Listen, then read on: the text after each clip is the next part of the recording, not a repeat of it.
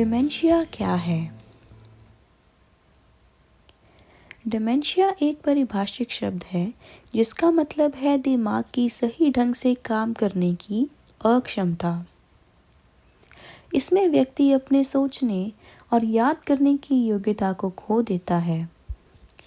Dementia केवल एक रोग नहीं है, बल्कि कई रोग मिलकर डिमेंशिया का कारण बन सकते हैं। अल्जाइमर्स सबसे आम है जो कि डिमेंशिया का कारण बनता है। ऐसे बहुत सारे कारण हैं जिनसे डिमेंशिया होने का खतरा बढ़ सकता है, जैसे कि उम्र, खराब सेहत, दिमागी चोट आदि। डिमेंशिया एक स्थायी अवस्था है जो समय के साथ बढ़ती जाती है।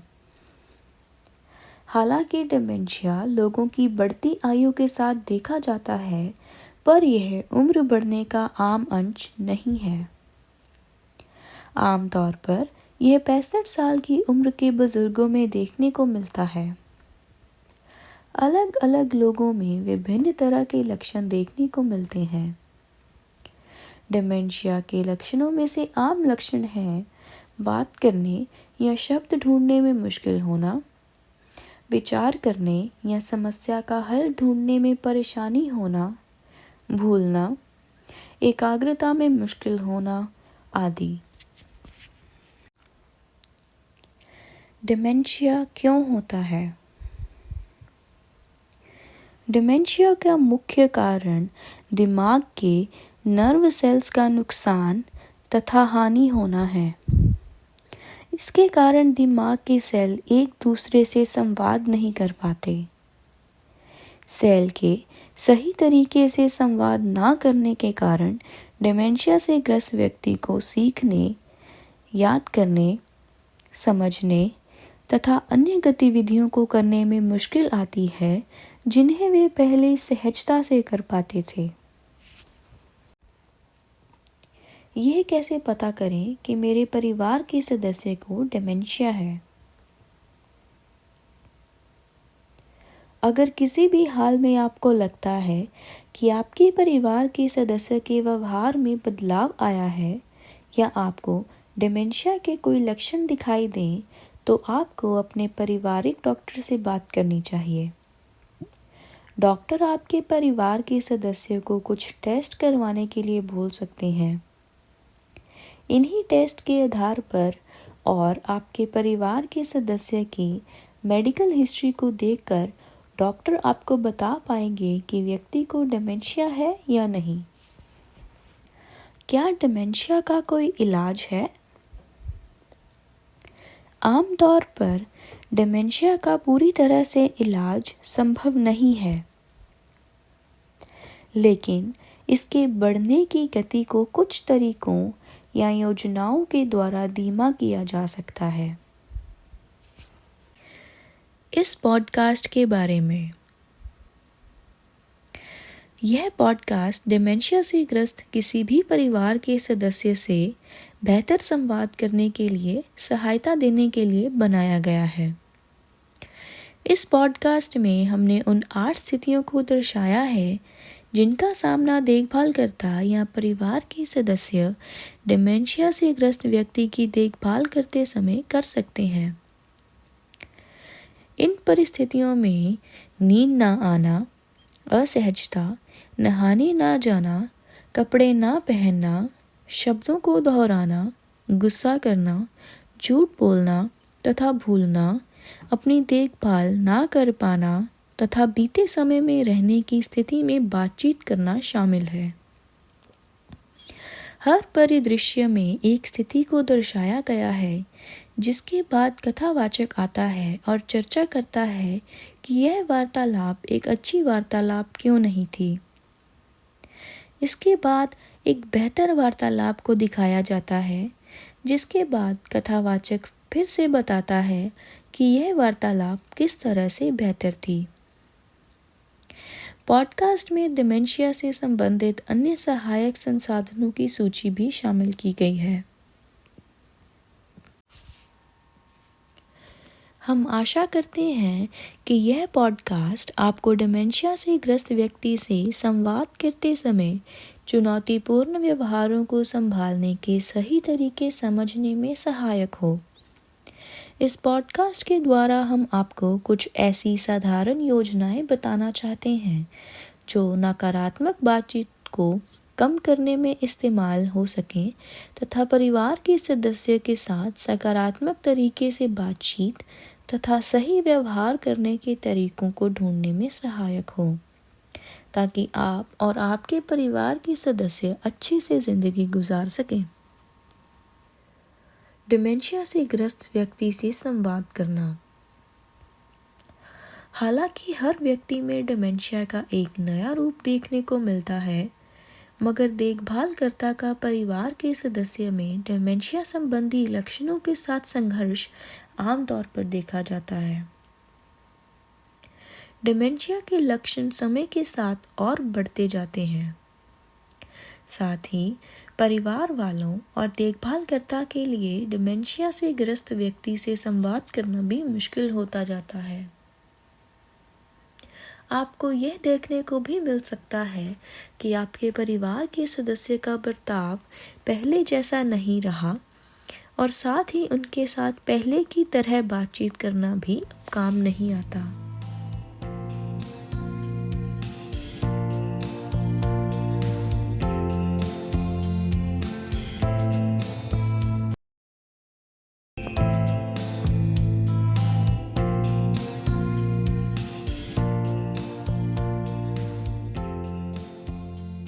अच्छी नींद ना आना।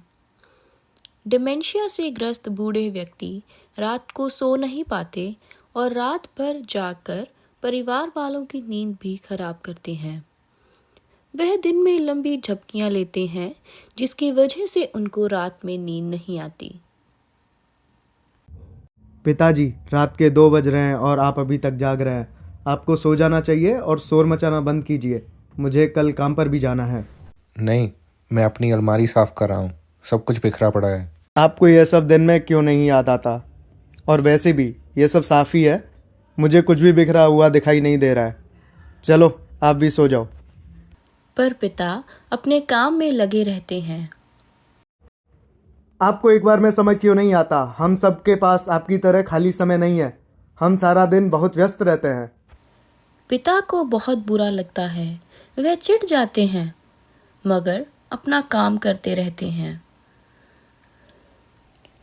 डिमेंशिया से ग्रस्त व्यक्ति को निर्णय लेने, किसी वस्तु या व्यक्ति को पहचानने में परेशानी होती है। डिमेंशिया उनकी दुविधा को सुलझाने की क्षमता को प्रभावित करता है। वह देखभालकर्ता को समझने के लिए अक्सर मौखिक संकेत तथा शारीरिक हाव भाव पर निर्भर होते हैं। इसलिए उनसे चिढ़कर बात करने से वह भी आपकी तरह ही व्यवहार करने लगेंगे। वह आपकी प्रतिक्रिया को ही दोहराएंगे, इसलिए बहस करना एक अच्छा तरीका नहीं हो सकता। यह उनको तंग कर देगा और गुस्सा दिलाएगा। वह रक्षात्मक महसूस करेंगे और वह वही कार्य को करते रहेंगे जिससे उन्हें रोका जा रहा है, और वह आपकी बात अनसुनी करेंगे। इस स्थिति में उन पर चीखना भी बिल्कुल लाभदायक नहीं होगा। उनके द्वारा किए जाने वाले काम के महत्व को स्वीकार करना चाहिए, जो कि उनसे एक अच्छा और गहरा रिश्ता बनाने में मदद करेगा। कोई दूसरा काम कहने से पहले उस व्यक्ति द्वारा किए जाने वाले कार्य को महत्व देते हुए उसी विषय से बातचीत की शुरुआत करनी चाहिए। जब वह यह महसूस करते हैं कि कोई उन्हें आदेश दे रहा है, तो वे इसे अपना अपमान समझते हैं और उनको बुरा भी लगता है। इसके साथ ही अगर आप एक ही बात को दोहराकर उन्हें समझाना चाहते हैं, तब वे उतना ही उस बात को नजरअंदाज करते हैं। ये अच्छा होगा कि आप एक अच्छा संबंध बनाकर और आसपास एक अच्छा माहौल बनाकर उनसे कोई दूसरा काम करने को कहें। पिताजी, आप क्या कर रहे हैं? ओह, आप अपनी अलमारी साफ कर रहे हैं। हाँ, बहुत गंदी लग रही थी। सब कुछ बिखरा पड़ा है। वाह, बहुत बढ़िया काम कर रहे हैं। अब यह अच्छी लगेगी। पिताजी, रात के 2 बज रहे हैं, क्या आपको नींद नहीं आ रही?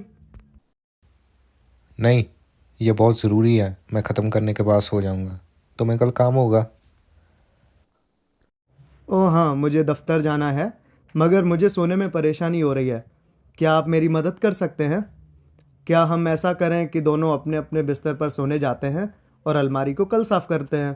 क्या लगता है? पर मुझे ये भी करना है। पर फिर भी अगर तुम्हें ये सही लगता है तो कर सकते हैं। हाँ जी, ये सही रहेगा। क्या पता कल आपकी पोती या बहू आपकी मदद कर दे। अभी चलते हैं, ठीक है? ठीक है, शायद तुम सही कह रहे हो। हम बातें कर कर शोर मचा रहे हैं, हमें सो जाना चाहिए। शुभ रात्रि, कल मिलते हैं। ये पहले की गई वार्तालाप से बेहतर था। जैसा कि आपने देखा कि बेटा अपने पिता से इज्जत और शांति से बात करता है। वह अपने पिता द्वारा किए जाने वाले कार्य के महत्व को दर्शाता हुआ उसी विषय पर बातचीत करता है। वह कपड़ों की व्यवस्था करने और उन्हें सही ढंग से रखने के महत्व को समझता है। फिर वह अपनी चिंता का कारण अपने पिता से बांटता है और उनकी मदद मांगता है। उसका मदद मांगना इस स्थिति में सही साबित होता है, क्योंकि एक पिता और बेटा एक गहरे और भावुक रिश्ते से बंधे होते हैं। पिता ने अपने बेटे की मदद करने के लिए उसे जवाब दिया। पिता ने अपने बेटे की बात मानी और सोने के लिए तैयार हो गए। इसलिए एक गहरा संबंध बनाना बहुत ही जरूरी है। ये गहरा संबंध आपको कोई भी समस्या का हल ढूंढने में मदद कर सकता है। इसके साथ ही देखभालकर्ता को हर एक वाक्य के बाद रुकना चाहिए, ताकि डिमेंशिया से ग्रस्त व्यक्ति हर वाक्य को गहराई से समझ सके और उसे सोचने के लिए समय मिल सके। डिमेंशिया से ग्रस्त व्यक्ति को अपनी बात व्यक्त करने का समय और मौका देना चाहिए और उनके साथ दयालुता, सहनशीलता और इज्जत से बात करनी चाहिए। बात करते समय देखभालकर्ता को उस व्यक्ति की आंखों के साथ संपर्क रखना चाहिए, ना कि इधर उधर देखते हुए बात करनी चाहिए। इसके साथ ही उनको दिन में उनकी पसंदीदा गतिविधियों में लगाने का प्रयास करें, खासकर वह कार्य जिन्हें वह बहुत पसंद करते हैं, और उन्हें दिन में झपकियां ना लेने दें ताकि वह रात को आराम से सो सकें।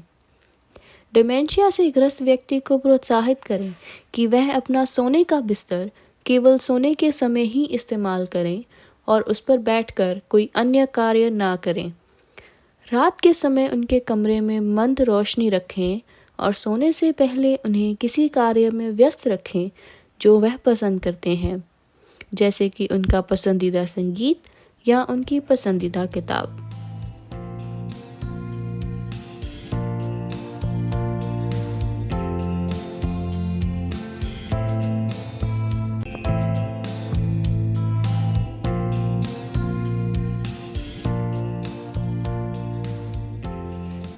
नहाने, कपड़े पहनने, खाना खाने या दवाई लेने आदि से मना करना। सीमा, जो कि डिमेंशिया से ग्रस्त है, एक कुर्सी पर बैठी है और स्वेटर की बुनाई कर रही है। तब उनकी बहू दरवाजे पर आती है और खटखटा कर सीमा को नहाने को कहती है। माँ जी, आपको इस समय नहाना था। अभी मैंने गर्म पानी और आपके कपड़े भी तैयार कर दिए हैं।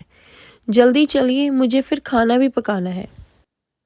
मुझे नहाने की ज़रूरत नहीं लगती। अभी मैं काम कर रही हूँ। तुम अपना काम करो।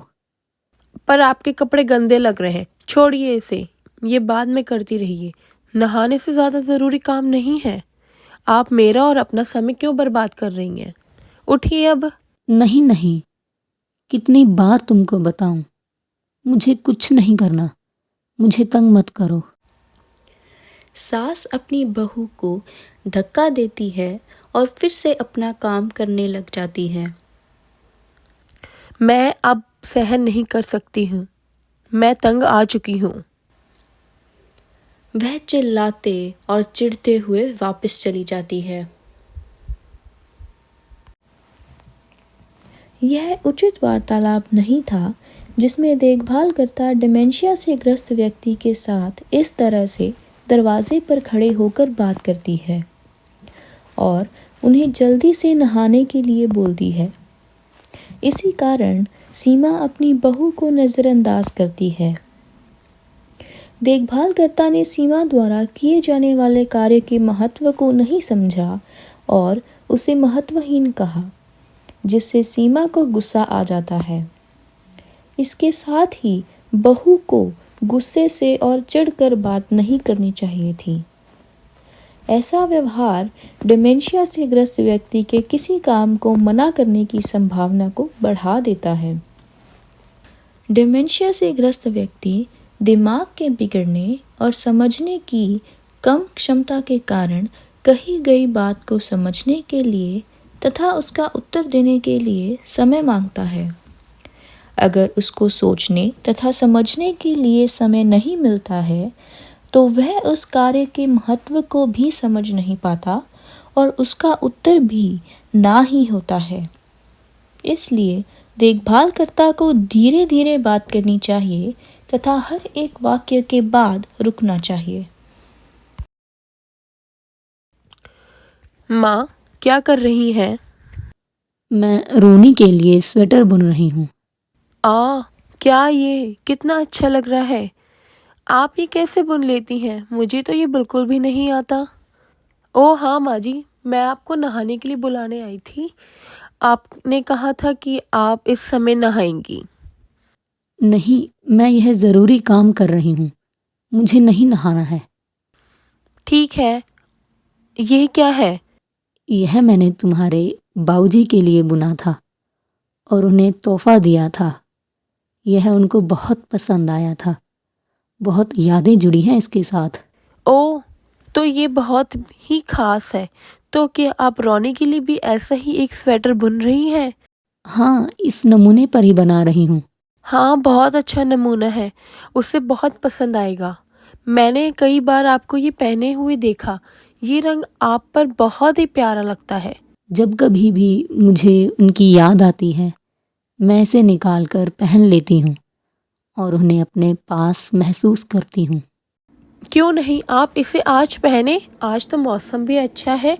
क्या आप तैयार होकर पार्क में सैर करना पसंद करेंगी? ज़रूर, मुझे बहुत अच्छा लगेगा, पर अभी मैं व्यस्त हूँ। बाद में पहनूंगी। आपको पार्क जाना अच्छा लगता है? क्यों नहीं, आप नहाकर तैयार हो जाएं और ये स्वेटर पहने, फिर हम पार्क चलेंगे। मैं पहन लूंगी, मगर मैं कहीं नहीं जाना चाहती। मुझे यह बुनाई पूरी करनी है। ज़रूर, मैं आपको बाथरूम तक ले जाती हूँ। मैं आपको तैयार होने में मदद करूँगी। इसके बाद आप अपना काम फिर से शुरू कर लेना, ठीक है? नहाने की क्या ज़रूरत है? मैं ऐसे ही पहन लेती हूँ। माँ जी, आप सुबह से बुनाई कर रही हैं। गर्म पानी से नहाने से आपको आराम मिलेगा और आप तरोताज़ा महसूस करेंगी। और देखिए ना, इस स्वेटर के साथ इस रंग के कपड़े अच्छे लगेंगे, है ना? रोनी को भी आपको देखकर अच्छा लगेगा। ठीक है, पर मेरे पास ज़्यादा समय नहीं है। जल्दी करना। हाँ, मैं ध्यान रखूंगी। यह एक अच्छे वार्तालाप का उदाहरण था, क्योंकि शुरुआत में देखभालकर्ता सीमा के पास बैठकर उसके द्वारा किए जाने वाले कार्य के बारे में बात करती है। वे सीमा की आंखों से संपर्क रखती है और न केवल सीमा के काम में दिलचस्पी दिखाती है, बल्कि उसके कौशल की सराहना भी करती है, जिससे सीमा खुश हो जाती है। इसके बाद देखभालकर्ता सीमा को नहाने जाने के लिए पूछती है और सीमा द्वारा मना किए जाने पर उससे बहस नहीं करती। वे तुरंत ही बातचीत का विषय बदल देती है और वहाँ पड़े हुए एक स्वेटर पर इशारा करते हुए सीमा के बीते हुए खुशनुमा समय की याद दिलाती है। ऐसा करने से सीमा को अपनी भावनाओं और बीती हुई अच्छी यादों को बांटने का मौका मिलता है। देखभालकर्ता सीमा की बातों को अच्छी तरह सुनती है, जिससे वह सीमा के साथ एक भरोसे योग्य संबंध बनाती है। देखभालकर्ता के चेहरे के भावों से दयालुता और धीरज प्रकट होना चाहिए। देखभालकर्ता सीमा के साथ ज़बरदस्ती नहीं करती और इन तरीकों का इस्तेमाल करते हुए वे अंत में सीमा को नहाने को मना लेती है। अगर डिमेंशिया से ग्रस्त व्यक्ति कोई महत्वपूर्ण कार्य को करने से अक्सर इनकार करता है, तो उस कार्य को करने के लिए एक निश्चित समय निर्धारित करना सहायक हो सकता है। देखभालकर्ता को उस व्यक्ति की स्वच्छता के कार्यों के लिए उसकी खुशनुमा मनोदशा के अनुसार समय निश्चित करना चाहिए। एक निर्धारित दिनचर्या का पालन करने से डिमेंशिया से ग्रस्त व्यक्ति अनजाने में ही दिन का निश्चित कार्य करेगा और देखभालकर्ता की बात को ग्रहण भी करेगा। इससे भी महत्वपूर्ण ये है कि उस व्यक्ति को सोचने और समझने के लिए समय दिया जाए, अन्यथा वह इनकार ही करेगा, क्योंकि वह उस कार्य के महत्व को समझ नहीं पाएगा।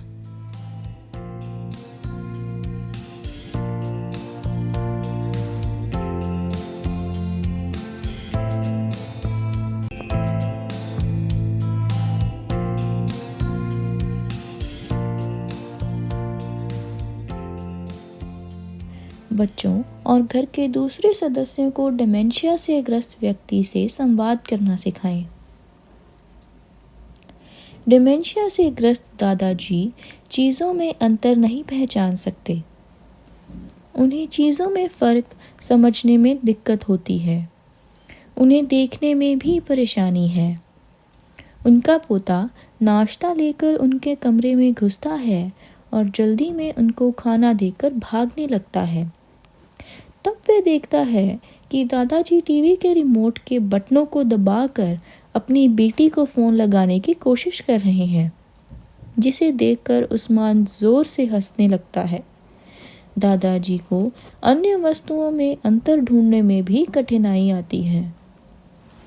उस्मान, मुझे ज़ारा से बात करनी है। मैं कब से फ़ोन लगाने की कोशिश कर रहा हूँ, पर मैं कर नहीं पा रहा हूँ। दरअसल वह अपने हाथ में टीवी का रिमोट लेकर उसे निहार रहे थे। अरे जल्दी भाग कर आओ दोनों। देखो हमारे दादाजी हमें हंसाने के लिए इस बार क्या कर रहे हैं।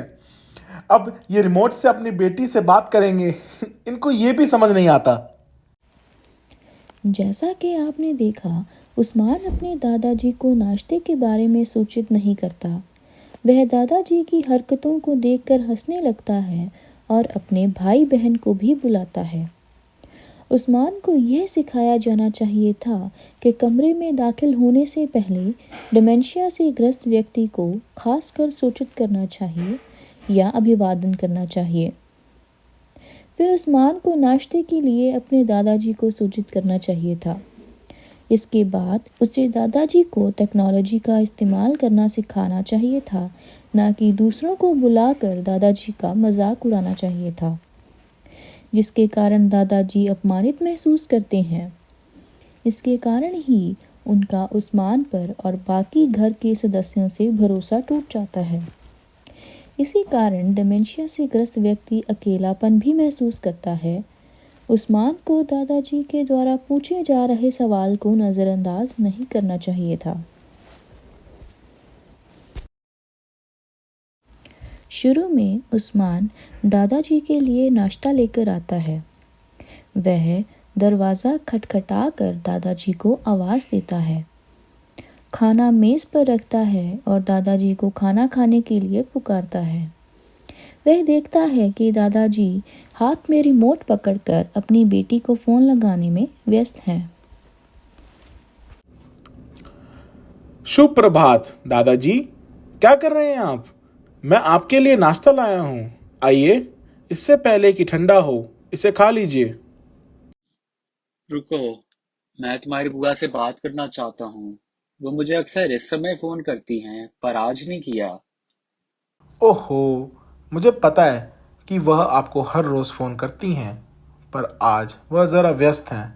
दादाजी, आपके हाथ में जो है वह रिमोट है। इस पर जो लाल रंग का बटन है, इससे टीवी चालू होता है। पर देखिए, टेलीफोन के ऊपर कोई लाल बटन नहीं है, बल्कि नीचे लाल और हरा बटन है। यह फ़ोन है, मगर आपको इसकी भी कोई ज़रूरत नहीं। आप मुझे बुला सकते हो, मैं आपकी मदद करूँगा। आप किसी और सदस्य को भी फ़ोन मिलाने के लिए मुझे बुला सकते हैं। खैर, बुआ आपको कुछ मिनटों में फ़ोन करेंगी। ओह, मैंने फिर से गलती कर दी। मुझे चिंता हो रही थी। बताने के लिए धन्यवाद। अगर याद रहा तो ध्यान रखूंगा बेटा। नहीं, ऐसा नहीं है। चिंता में हूं तो सब अक्सर गलतियां करते हैं। मैं आपकी जगह होता तो यही करता। अब सब छोड़िए और खाना खा लीजिए। फिर आपके पास अपनी बेटी से बात करने के लिए बहुत समय होगा। ओह हाँ, यही सही रहेगा। उस्मान सबसे पहले दादाजी से आज्ञा लेकर कमरे में दाखिल होता है और उन्हें नाश्ता करने के लिए बोलता है। वह अपने दादाजी के साथ प्यार और इज्जत से बात करता है और जब दादाजी मदद के लिए उसे पुकारते हैं तो वह शांत रहकर उनसे बातचीत करता है। वह आराम से उनके पास बैठता है और उनके सवालों का एक एक करके जवाब देता है। वह दादाजी को ध्यान से सुनता है। सबसे पहले वह दादाजी को उनकी बेटी के फ़ोन के बारे में बताता है, जिससे दादाजी चिंता रहित हो जाते हैं। वह दादाजी की चिंता के विषय को महत्व देता है और उन्हें अच्छी तरह सुनकर सहानुभूति देता है। फिर वह दादाजी को टीवी के रिमोट और टेलीफोन में अंतर समझाता है। वह एक ही वाक्य को एक बार में बोलता है ताकि दादाजी हर एक बात को अच्छी तरह से समझ सकें। इन तरीकों से वह दादाजी से एक गहरा संबंध बना लेता है, जिससे दादाजी आरामदायक और शांत महसूस करते हैं।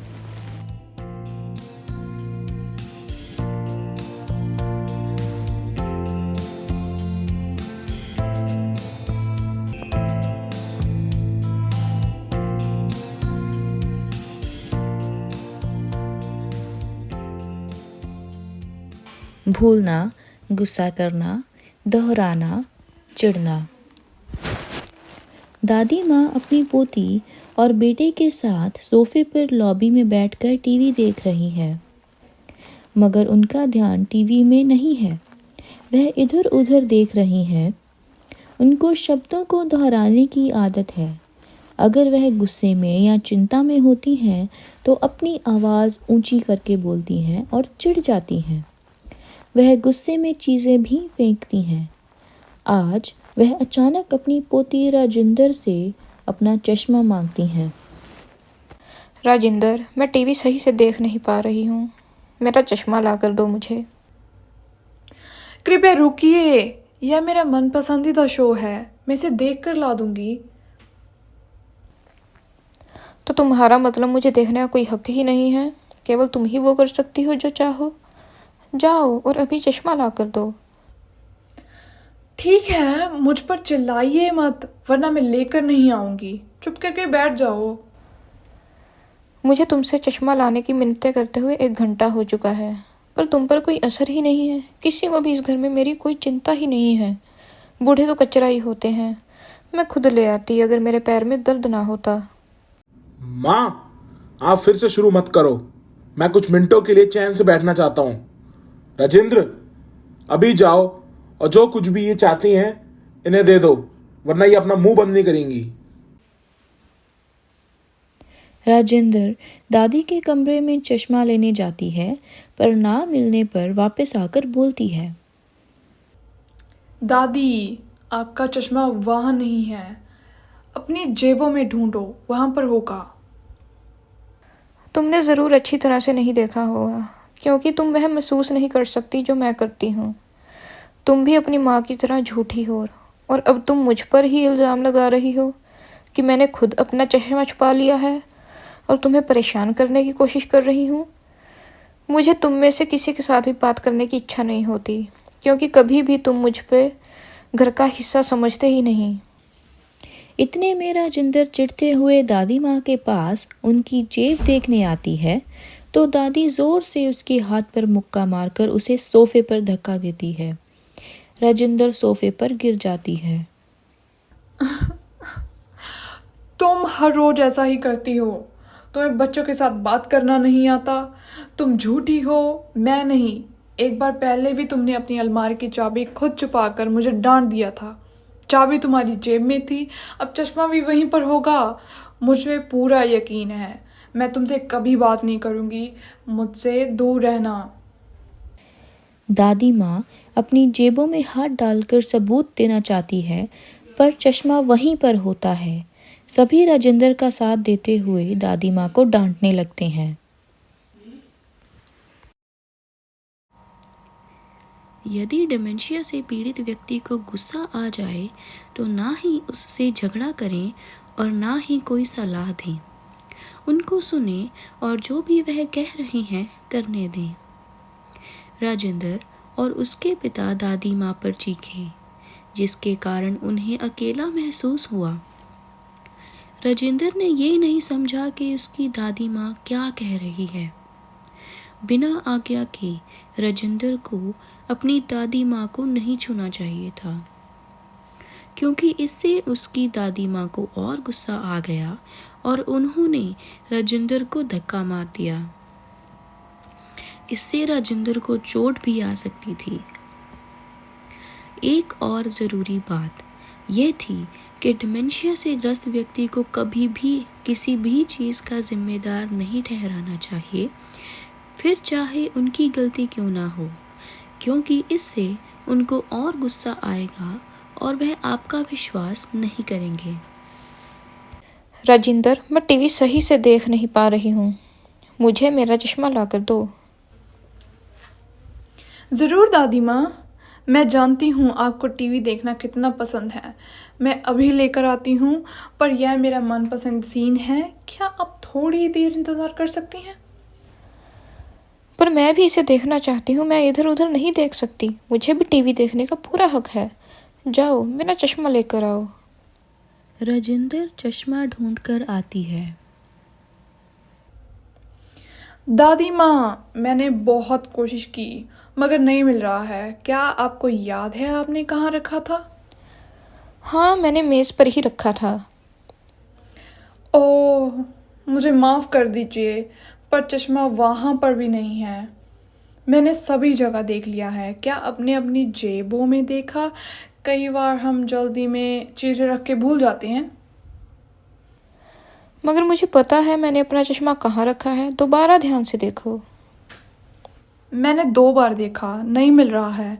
ऐसा करते हैं, यहाँ सोफे, मेज और कुर्सी पर देखते हैं, शायद मिल जाए।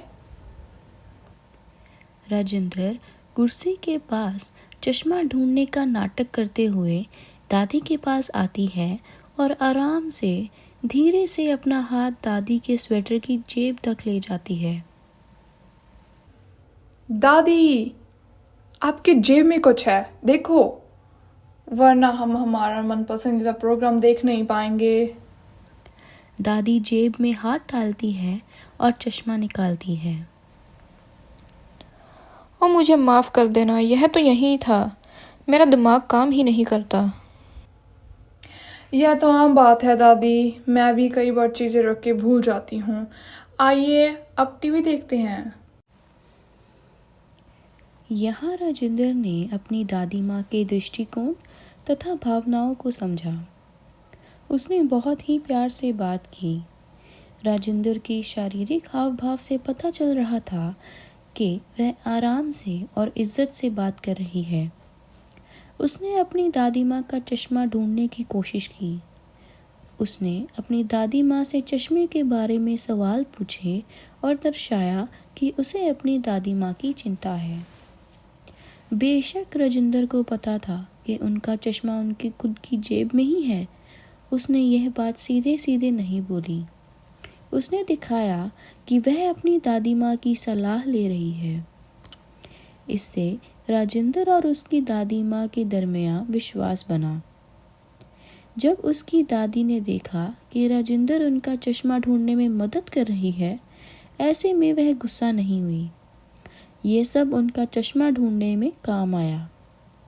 अंत में इससे यह पता चलता है कि शांत रहना और कोमल आवाज़ का इस्तेमाल करना काम आया। इसके साथ ही अगर डिमेंशिया से ग्रस्त व्यक्ति अक्सर गुस्सा दिखाता है तो खतरनाक चीज़ें उनकी पहुंच से दूर रखें, जैसे कि ब्लेड, चाकू, कैंची आदि।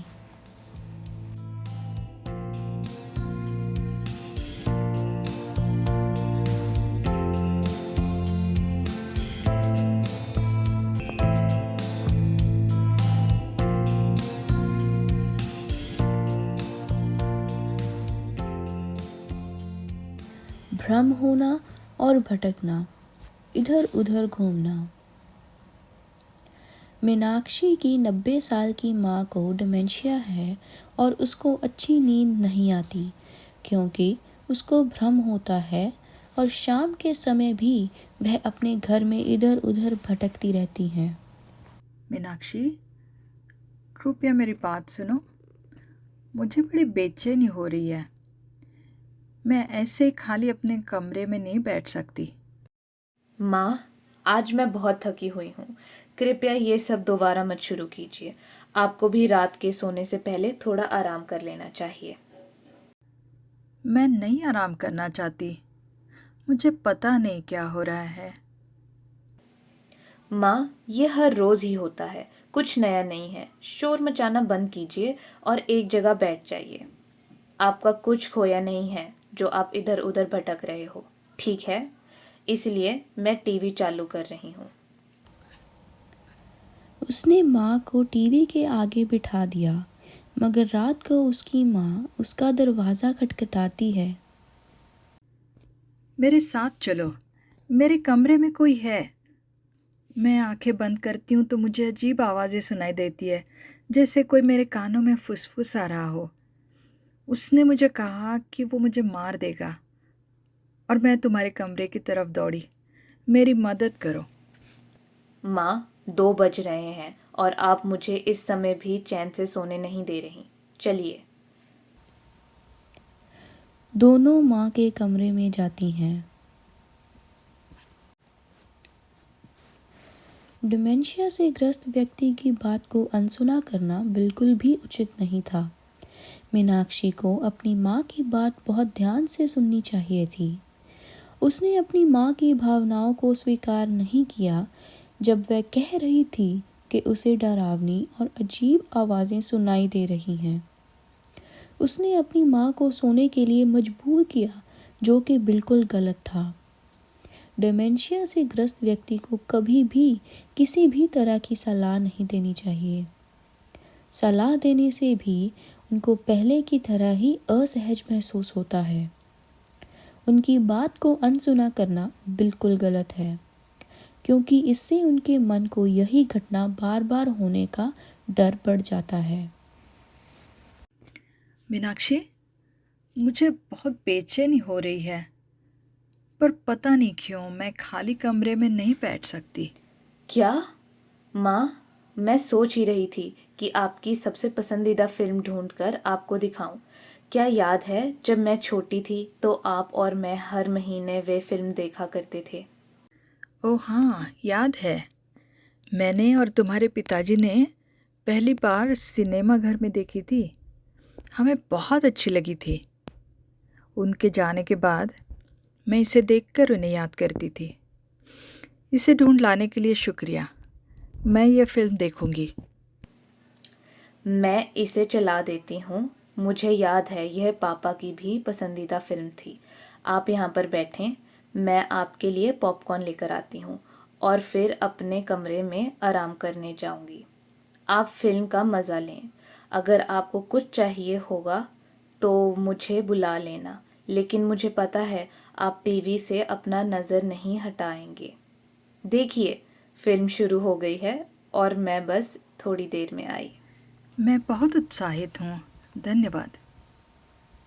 पर रात को उनको फिर से भ्रम हुआ। मेरे साथ जल्दी चलो। कमरे में कोई है और बहुत अजीब सी आवाज़ें आ रही हैं।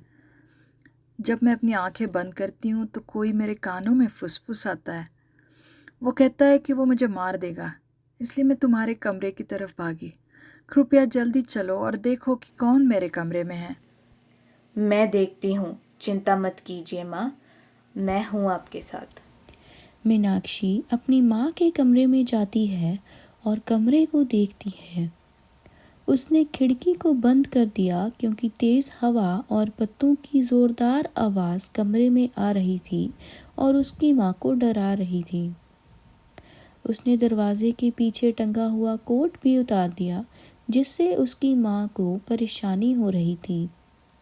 उसने वो सारी चीज़ें हटा दी जो परछाई बना रही थी।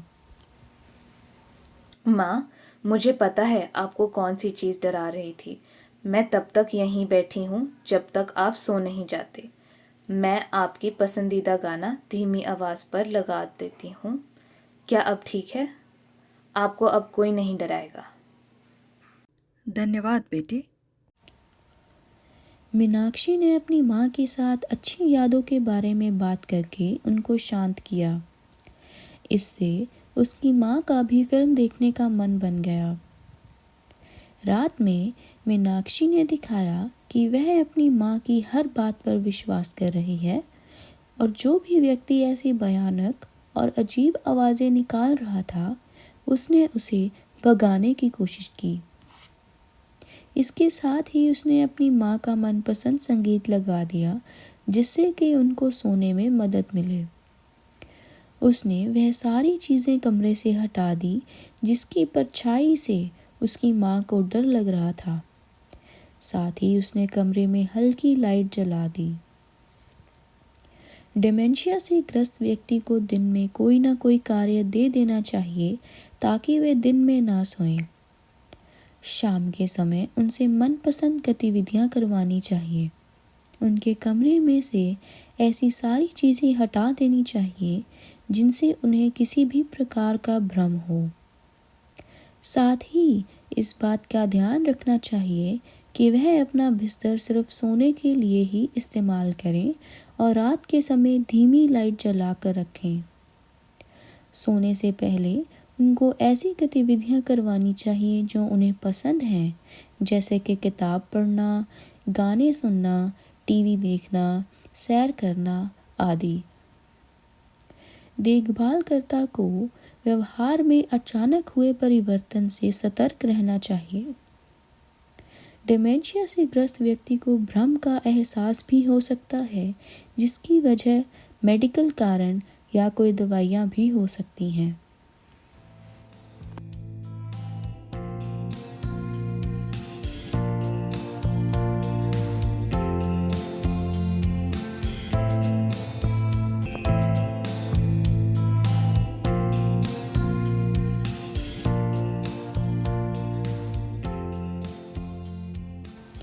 भूलना तथा झूठ बोलना। 60 साल की फरीदा को डिमेंशिया है। वह बीमार होने के कारण अपने कमरे में आराम कर रही है। उनका बेटा उनके कमरे में आकर देखता है कि वे बीमार हैं। माँ, आपने मुझे बताया नहीं कि आप बीमार हो। सब ठीक है बेटा, मैं तुम्हें परेशान नहीं करना चाहती थी। पर माँ, आप मुझे एक बार फ़ोन तो कर सकती थी ना। तुम चिंता मत करो, मैं कल ही डॉक्टर के पास होकर आई हूँ। उसने मुझे आराम करने को बोला है और अपनी दवाइयाँ खाने को बोला है। क्या आप डॉक्टर के पास गई थी? आपको तो चलने में भी परेशानी होती है। मैं रीमा के साथ गई थी, तुम चाहो तो उससे पूछ लो।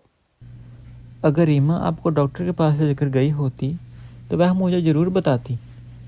आपको डॉक्टर के पास ले जाने से पहले वो हमेशा मुझसे चर्चा करती है। हाँ, तो शायद इस बार मैं भूल गई। अच्छा चलो, मैं आपके डॉक्टर से ही बात कर लेता हूँ और उन्हीं से पूछता हूँ कि आप उसके पास गई थी या नहीं। बेटा डॉक्टर को फ़ोन करता है और डॉक्टर मना कर देता है कि उसकी माँ उसके पास नहीं आई। मैं तुमसे कह रही हूँ, मैं डॉक्टर के पास रीमा के साथ गई थी। आपने देखा नहीं क्या? मैंने अभी तो आपके डॉक्टर को फ़ोन लगाया, उन्होंने तो कहा कि आप वहाँ नहीं आई। आप कब ऐसा झूठ बोलना बंद करेंगी? मैं झूठ क्यों बोलूँगी? मेरा यकीन करो बेटा। तो फिर डॉक्टर झूठ बोल रहा है क्या अगर आप सच बोल रही हो तो? मैं आपको जानता हूँ, मैंने आपको कितनी बार बोला है कि आप ऐसा मत किया करो। अब तुम भी मेरा विश्वास नहीं करते, मैं क्या करूं? तुम ही बताओ। बहुत हो गया, बस करो। आपका जो मन करता है वो करो, मगर झूठ बोलना बंद करो। आपको पता है ना कि मुझे इस बात पर गुस्सा आता है। अब मैं ये और सब सहन नहीं कर सकता।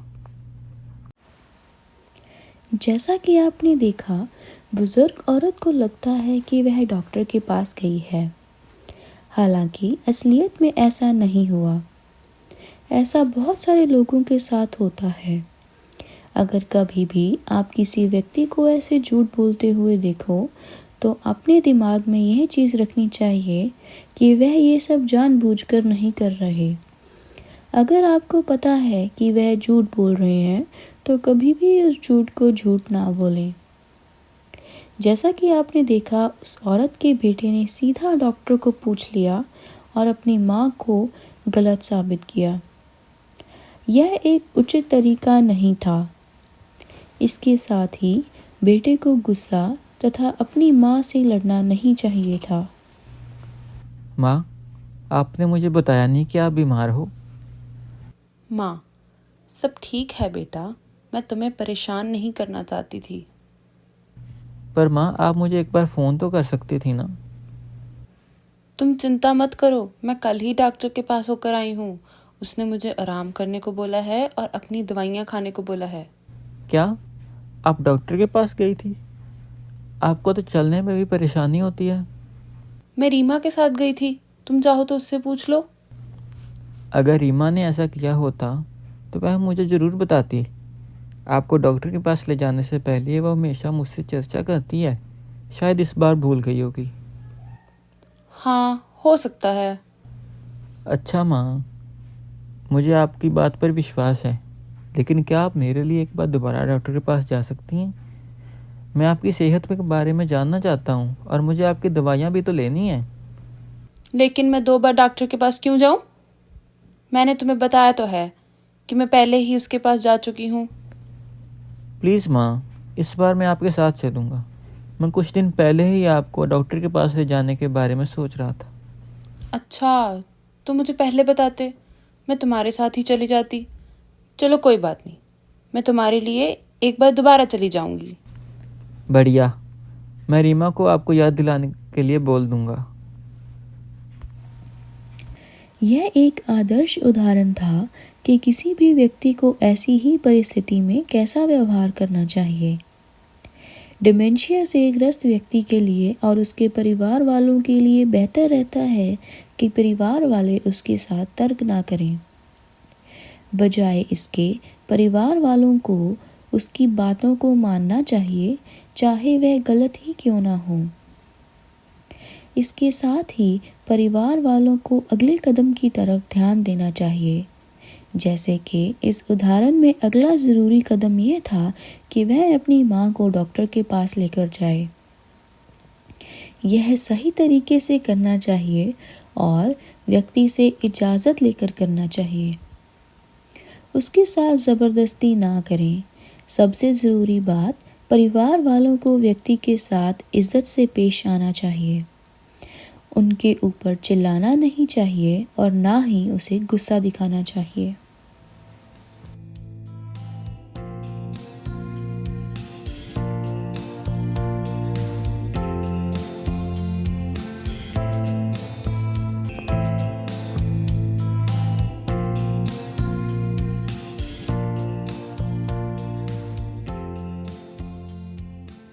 बीते हुए समय में रहना। कुसुम एक बुजुर्ग औरत है जिन्हें डेमेंशिया है। वह अपनी पड़ोसन के साथ बैठी बातें कर रही है। बात करते करते कुसुम अपनी पड़ोसन को अपनी माँ समझने लगती है और सोचती है कि वह अपने बचपन में चली गई है। नमस्ते कुसुम, कैसी हो? मैं ठीक हूँ मीनू, तुम बताओ, बेटी की शादी की तैयारियाँ कैसी चल रही हैं? इस महीने तो मैं बहुत व्यस्त थी। तुम तो मुझे अच्छी तरह समझ सकती हो। पिछले साल तुमने भी तो अपनी बेटी की शादी की थी। समय कितनी जल्दी निकल जाता है। अभी कुछ ही सालों की बात है, हमारी बच्चियां कैसे गली में खेला करती थी। चलो बहुत हो गया माँ, अब मुझे भूख लग रही है। माफ़ करना कुसुम, क्या बोला तुमने? मेरा ध्यान नहीं था। मैंने कहा मुझे भूख लगी है माँ। क्या? माँ? किससे बात कर रही हो? जाहिर सी बात है, आप ही से माँ, और किससे बात करूँगी। क्यों मजाक कर रही हो? तुम्हें पता है मैं थकी हूँ, आज मेरा मजाक का मन नहीं है। कैसी बातें कर रही हो माँ? मुझे भूख लगी है, मुझे कुछ खाने को दो। बस करोगी क्या तुम? कुसुम, तुम मुझे शर्मिंदा कर रही हो। ऐसा क्या बोल दिया माँ मैंने? आपको खाना देने को ही तो कहा है। तुम्हारी बेटी कहाँ है? मुझे उससे बात करनी है। तुमने फिर से अजीब व्यवहार करना शुरू कर दिया है। आप मुझसे गुस्सा हो माँ? मुझे लगता है कि आप मुझे शर्मिंदा कर रही हैं। क्या हुआ? मैंने कुछ गलती की है? तुम्हारी माँ अब नहीं रही। वह 10 साल पहले ही इस दुनिया को छोड़कर जा चुकी है। क्या तुम अब तमाशा बनाना बंद करोगी? आप ऐसी बातें क्यों कर रही हो? चलो अब बस भी करो। मुझे पता है तुम अपनी माँ को याद करती हो, पर ऐसे मुझे अपनी माँ बुलाकर कोई लाभ नहीं मिलेगा। वह यहाँ वापस आने वाली नहीं है, वो तुमसे बहुत दूर जा चुकी है। पड़ोसन कुछ देर चुप रहती है और चिंतित होने लगती है। क्या तुम मुझे जाने को कहना चाह रही हो या मुझे किसी तरीके से ताने मार रही हो? मुझे बताओ कि तुम ऐसा क्यों कर रही हो। अभी भी गुस्सा हो माँ? तुम्हारी माँ मर चुकी है, समझी? मैं अब जा रही हूँ। यही चाहती हो तुम? डिमेंशिया के कारण कई बार समय, जगह और रिश्तों की समझ में फ़र्क आ सकता है। इस उदाहरण में व्यक्ति को लगता है कि वह एक छोटी बच्ची है और वह अपनी पड़ोसन को अपनी माँ समझ बैठती है, मगर पड़ोसन का व्यवहार उचित व्यवहार नहीं था। ऐसे में परिवार वालों को व्यक्ति को समझाने नहीं बैठना चाहिए। जैसा कि पड़ोसन को पता था कि उसकी माँ अब इस दुनिया में नहीं है, उनको यह बात कुसुम के सामने नहीं करनी चाहिए थी। साथ ही कुसुम के उनको अपनी माँ बुलाने पर शर्मिंदगी नहीं महसूस करनी चाहिए थी, क्योंकि वह जानबूझकर कुछ भी नहीं कर रही थी। नमस्ते कुसुम, कैसी हो? मैं ठीक हूँ मीनू। तुम बताओ, बेटी की शादी की तैयारियाँ कैसी चल रही हैं? इस महीने तो मैं बहुत व्यस्त थी। तुम तो मुझे अच्छी तरह समझ सकती हो। पिछले साल तुमने भी तो अपनी बेटी की शादी की थी। समय कितनी जल्दी निकल जाता है। अभी कुछ ही सालों की बात है, हमारी बच्चियां कैसे गली में खेला करती थी। चलो बहुत हो गया माँ, अब मुझे भूख लग रही है। माफ़ करना कुसुम, क्या बोला तुमने? मेरा ध्यान नहीं था। मैंने कहा मुझे भूख लगी है माँ। पड़ोसन समझ जाती है कि वह उसे माँ डिमेंशिया के कारण कह रही है। अच्छा, चलो बताओ कुसुम, तुम क्या खाना पसंद करोगी? माँ, आज मेरा खीर खाने का मन कर रहा है। अच्छा, तो क्या तुम मेरी खीर बनाने में मदद करोगी? ज़रूर माँ, मैं भी आपसे सीखना चाहती थी कि खीर कैसे बनाते हैं। तो चलो रसोई में चलते हैं।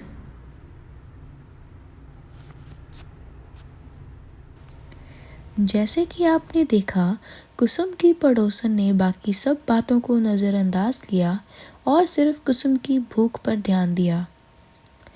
किसी को भी इस बात की चिंता नहीं करनी चाहिए कि डिमेंशिया से पीड़ित व्यक्ति आपको किस नाम से बुला रहा है या फिर आपको कौन से रिश्ते से बुला रहा है। उससे बातचीत करते रहना चाहिए और हमेशा अपने दिमाग में एक बात ज़रूर रखनी चाहिए, जो कुछ भी डिमेंशिया से ग्रस्त व्यक्ति बोल रहा है या फिर कर रहा है सब डिमेंशिया के कारण है और उनकी कोई भी बात मन घड़ंत नहीं है। साथ ही व्यक्ति को बुजुर्ग की ज़रूरत पूरी करने पर ध्यान देना चाहिए, जैसे कि इस उदाहरण में कुसुम की ज़रूरत उसकी भूख मिटाना था।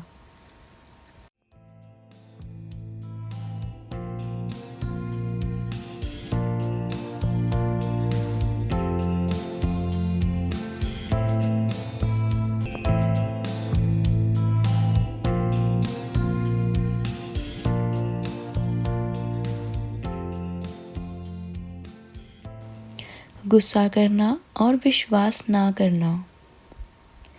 एक बुजुर्ग औरत संयुक्त परिवार में रहती है और वह डिमेंशिया से पीड़ित है।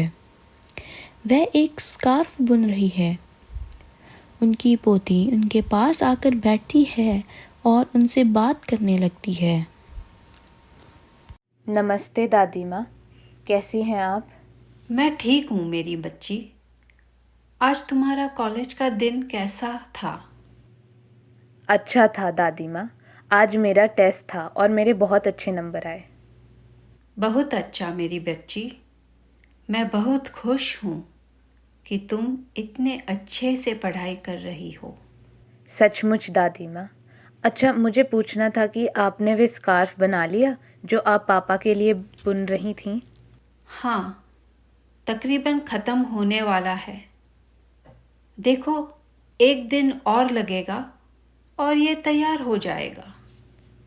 अच्छा, मैं इसे एक बार खुद पहनकर देखना चाहती हूँ। बच्ची स्कार्फ गले में डाल लेती है। अरे देखिए ना दादी माँ, ये मुझ पर कितना अच्छा लग रहा है। मुझे वापस दे दो, अभी मैंने ख़त्म नहीं किया। मैं जानती हूँ दादी माँ, पर देखिए ना, ये कितना सुंदर है। क्या मैं इसे रख सकती हूँ? बिल्कुल नहीं, मैं इसे अपने बेटे के लिए बना रही हूँ। दादी माँ, आप पापा के लिए एक और बना देना, मुझे ये रखने दीजिए। एक बार बोला ना, कितनी बार मुझे बताना पड़ेगा? ना का मतलब ना होता है। दादी माँ, सिर्फ स्कार्फ ही तो है, आप ऐसे चिल्ला क्यों रही हैं? तो और मैं क्या करूं तुम्हें समझाने के लिए? तुम्हें एक बार बोला कि नहीं रख सकती तो मतलब नहीं रख सकती। दोबारा पूछने का मतलब ही क्या हुआ? मुझे नहीं पता आप ऐसे क्यों बर्ताव कर रही हैं। मैं तो मजाक कर रही थी। मेरे साथ मजाक मत किया करो और आगे से मेरी चीज़ों को छूने की हिम्मत भी मत करना। देखभालकर्ता को एक बात याद रखनी चाहिए कि कोई भी व्यवहार बिना वजह नहीं होता। हर एक व्यवहार के पीछे कोई ना कोई वजह होती है। कई बार डिमेंशिया से ग्रस्त व्यक्ति शब्दों की कमी के कारण अपनी भावनाओं को व्यक्त नहीं कर पाते। उपरोक्त स्थिति में बुजुर्ग औरत चाहती थी कि उसकी पोती स्कार्फ वापस कर दे, क्योंकि वह परेशान और असहज महसूस करने लग गई थी। इस परिस्थिति में बच्ची ने अपनी दादी के मनोभाव को स्वीकार नहीं किया और ना ही उसने उनके गुस्सा होने का विशिष्ट कारण ढूंढने की कोशिश की। नमस्ते दादी माँ, कैसी हैं आप? मैं ठीक हूँ मेरी बच्ची। आज तुम्हारा कॉलेज का दिन कैसा था? अच्छा था दादी माँ, आज मेरा टेस्ट था और मेरे बहुत अच्छे नंबर आए। बहुत अच्छा मेरी बच्ची। मैं बहुत खुश हूँ कि तुम इतने अच्छे से पढ़ाई कर रही हो। सचमुच दादी माँ। अच्छा, मुझे पूछना था कि आपने वे स्कार्फ बना लिया जो आप पापा के लिए बुन रही थी? हाँ, तकरीबन ख़त्म होने वाला है। देखो, सिर्फ 1 दिन और लगेगा और ये तैयार हो जाएगा।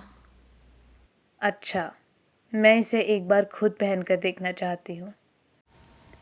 बच्ची स्कार्फ गले में डाल लेती है। अरे देखिए दादी माँ, ये मुझ पर कितना अच्छा लग रहा है। मुझे वापस दो, अभी मैंने ख़त्म नहीं किया। मैं जानती हूँ दादी माँ, पर देखिए ना कितना सुंदर है ये। क्या मैं इसे रख सकती हूँ? बिल्कुल नहीं, मैं इसे अपने बेटे के लिए बना रही हूँ। दादी माँ, आप पापा के लिए एक और बना देना, मुझे ये रखने देना। एक बार बोला ना, कितनी बार तुम्हें बताना पड़ेगा? ना का मतलब ना होता है। कोई बात नहीं दादी माँ, आप सही कह रही हैं। ये पापा को ही लेना चाहिए। मैं तो आपको सिर्फ ये कहना चाह रही थी कि ये सच में बहुत सुंदर है और ये पापा पर बहुत अच्छा लगेगा। सचमुच बेटा, मुझे माफ़ करना। मैं तुम पर चिल्लाना नहीं चाहती थी, लेकिन मैं इसको बहुत प्यार से तुम्हारे पिता के लिए बना रही हूँ। कोई बात नहीं, मैं समझती हूँ दादी माँ। चिंता मत करो मेरी बच्ची, मैं तुम्हारे लिए भी एक और बना दूंगी। आप बहुत अच्छी हैं दादी माँ, मैं आपसे बहुत प्यार करती हूँ। शुक्रिया। यह एक आदर्श व्यवहार का उदाहरण था। परिवार वालों को व्यक्ति से बहुत प्यार से बात करनी चाहिए। जब उन्हें पता चलना शुरू हो जाए कि उनको गुस्सा आ रहा है, उन्हें खुद को शांत होने का समय देना चाहिए।